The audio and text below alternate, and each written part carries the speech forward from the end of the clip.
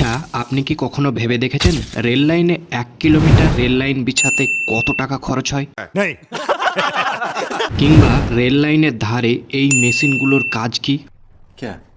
আজকের ভিডিওতে আমি বলবো রেল লাইনের ব্যাপারে এরকম অজানা তথ্য।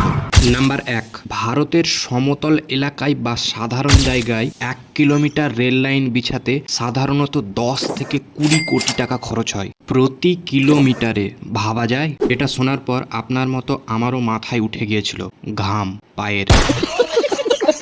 তবে যদি সেখানে ব্রিজ বা পাহাড় থাকে তাহলে খরচ আরও বাড়তে পারে।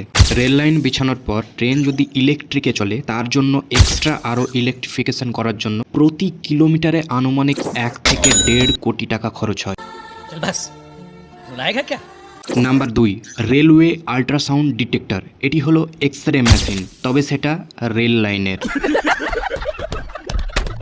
দেখুন, রেল লাইনের ভেতরে এমন কিছু ফাটল থাকে যা খালি চোখে বাইরে থেকে দেখা যায় না। তখন এই মেশিন উচ্চ কম্পাঙ্কের শব্দ তরঙ্গ পাঠিয়ে লাইনের ভেতরে সেই গোপন ফাটল বা ফাঁপা অংশ নিখুঁতভাবে ধরে ফেলে, ফলে বড়সড় দুর্ঘটনার হাত থেকে রক্ষা পায়।